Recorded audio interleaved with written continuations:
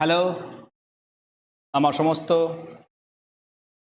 YouTube viewers, subscribers এবং যারা English গ্রামারটাকে শুনছো, প্রত্যেকেই আমার পক্ষ থেকে অসংখ্য শুভেচ্ছা এবং ধন্যবাদ।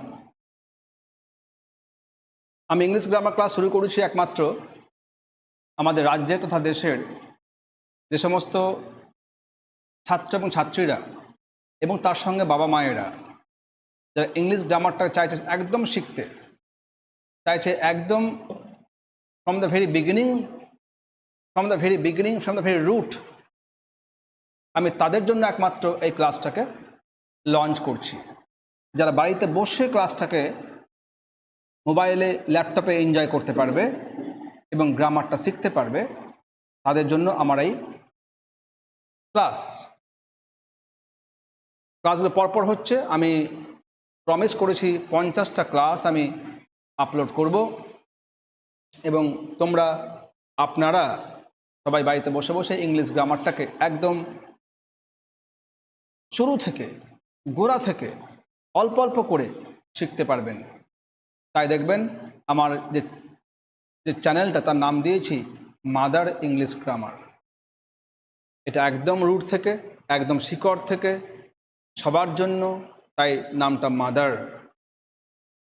আজকের ক্লাসে আমি নিয়ে এসেছি আর একটা ইম্পর্টেন্ট চ্যাপ্টার, সেটা হচ্ছে সেন্টেন্সের আর একটা টাইপ। দেখতে পাচ্ছ বোর্ডে, এটা হচ্ছে প্রশ্নবোধক বাক্য, তাকে বলা হচ্ছে ইন্টারোগেটিভ সেন্টেন্স। আমার কিন্তু এর আগে পরপর 3টা ক্লাস হয়েছে, এটা ছিল ফার্স্ট টাইপ অ্যাসার্টিভ সেন্টেন্সের। আজকে আমি নিয়ে আসছি প্রশ্নবোধক বাক্য কিভাবে আমরা শিখব, এবং তার জন্য চলো শুরুতেই দেখা যাক। একটা কাজ করো, তোমরা আমাকে, যারা ক্লাস শুনছো, আমাকে প্রশ্ন করো। কি প্রশ্ন? আমার হাতে একটা কলম আছে, দেখতে পাচ্ছ কলমটা? আচ্ছা, এই কলমটা তোমরা আমাকে প্রশ্ন করছো। সাপোজ প্রশ্ন করছো যে ইজ ইট রাউন্ড? হয়তো আবার কেউ প্রশ্ন করলেন ইজ ইট রেড? হয়তো আবার কেউ প্রশ্ন করলেন is it made of plastic? দেখবেন আমার এই সমস্ত কোশ্চেনে আপনাদের অ্যান্সারটা হবে, যেমন এই কলমটা রাউন্ড তো নয়, তো লম্বা, এর উত্তরটা নো হবে। আমি আপনাকে নো বলবো। আবার দেখবেন এটা কি লাল? নিশ্চয়ই নয়, এটা রেড। আমি আপনাকে নো বলবো। আবার দেখবেন is it made of plastic? Yes, আমি আপনাকে ইয়েস বললাম। আচ্ছা, আবার দেখুন, আপনি আমাকে আর কিছু প্রশ্ন করছেন, যেমন কীরকম? আপনি বলছেন যে আমার প্রিয় খাবার কি? হোয়াট ইজ ইয়োর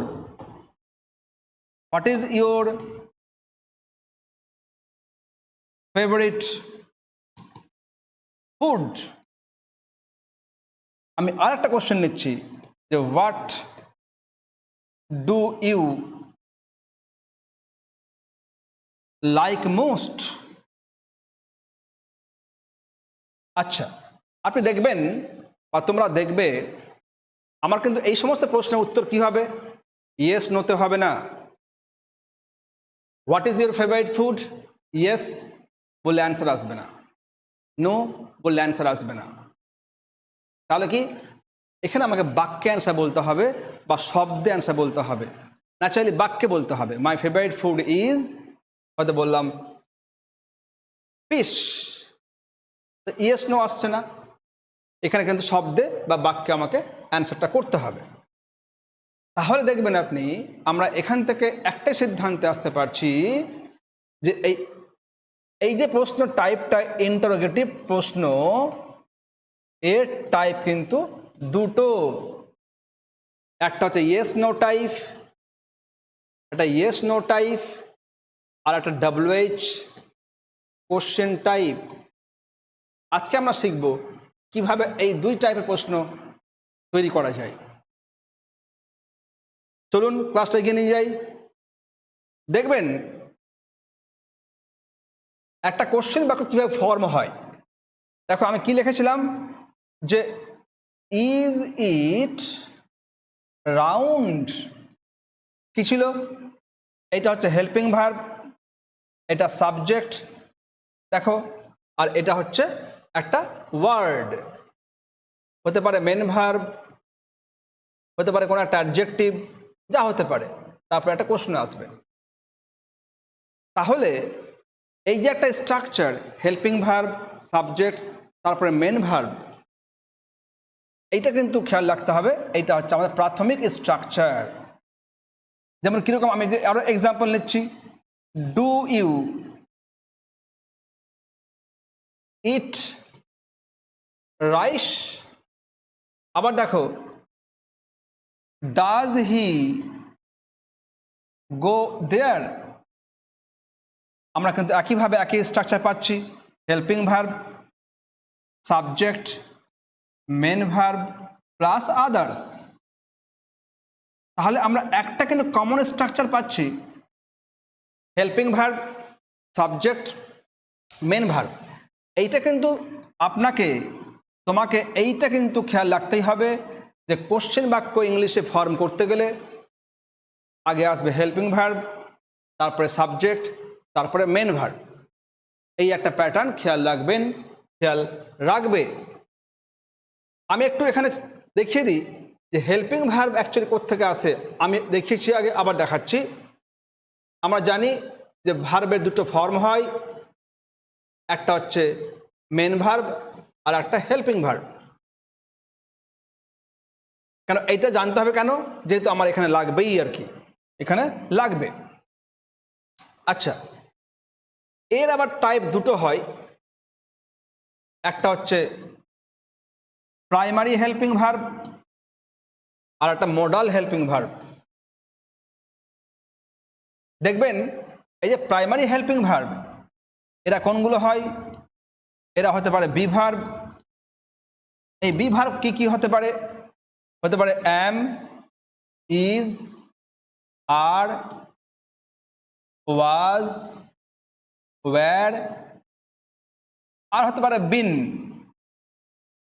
আবার দেখবেন নাম্বার 2 একটা হ্যাভ ভার্ব, তাহলে হ্যাজ আর হ্যাড।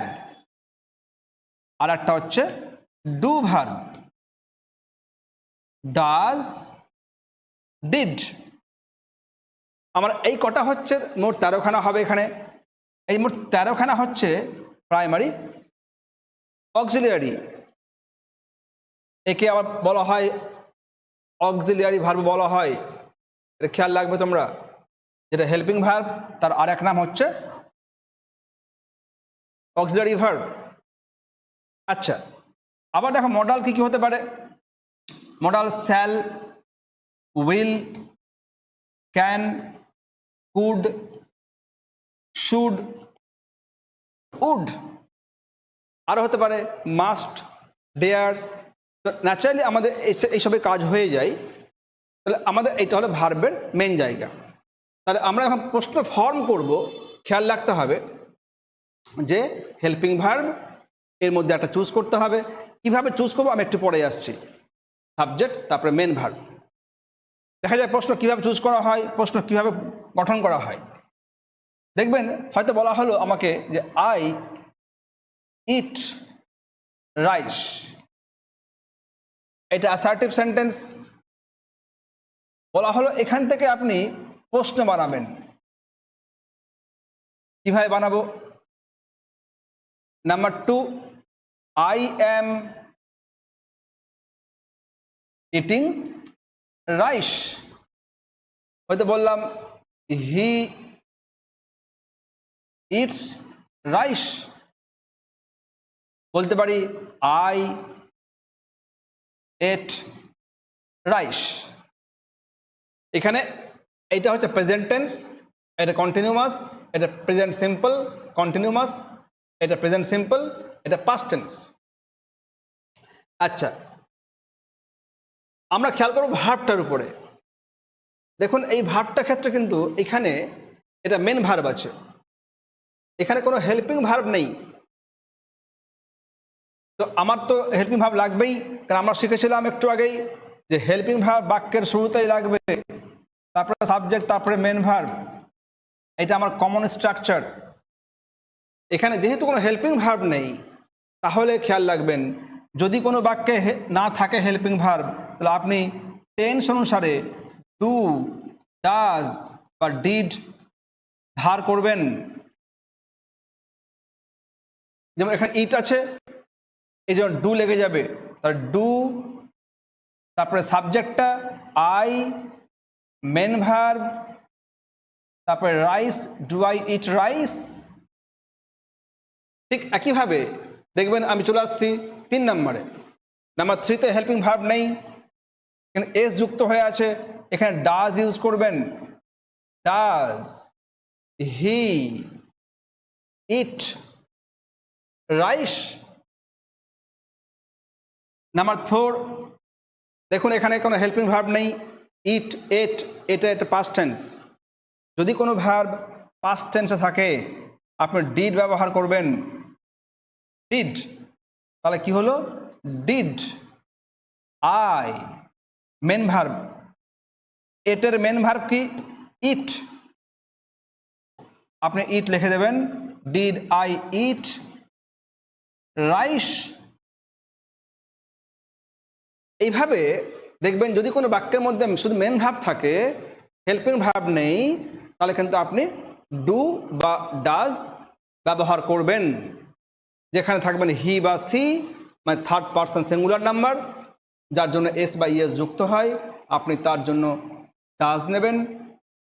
আর যদি শুধু মেন ভার্ব থাকে উইদাউট এস বা ইএস, আপনি ডু নেবেন। আর যদি কোনো বাক্যে আছে হেল্পিং ভার্ব, এরকম আই অ্যাম ইটিং রাইস, এখানে কিন্তু আপনি অ্যাম পেয়ে যাচ্ছেন, তার কোনো চিন্তার কারণ নেই, আপনি অ্যামটাকে বাইরে করবেন। অ্যাম আই ইটিং রাইস, ব্যাস। দেখুন কত সোজা, শুধুমাত্র আমি এই ভার্বটাকে বাইরে করলাম, যেটা হেল্পিং ভার্ব, তারপরে সাবজেক্ট, তারপরে মেন ভার্ব। এই হচ্ছে আমাদের ইয়েস আর নো টাইপ প্রশ্নের গঠন। একটা দেখে নিচ্ছি আমরা ডব্লিউএইচ টাইপ প্রশ্ন। এটা খুবই ইজি। কিরকম? হয়তো বললাম যে I eat rice at noon. ধরুন আমি দুপুরে ভাত খাই, তাহলে আমাকে খেয়াল রাখতে হবে যে যতগুলো ডব্লিউএইচ ওয়ার্ড আছে তার মধ্যে কোনটা এখানে অ্যাপ্রোপ্রিয়েট। আমি একটা বিষয়কে বলে দিই, আমাদের ইংলিশ গ্রামারে ডব্লিউএইচ ওয়ার্ড আছে মোট 9টা। কি কি? একটা হু, একটা হোম, একটা whose, what, which, why, where, when and how। এটা মোট 9টা আছে WH word. Who, whom, whose, what, which, why, where, when, how।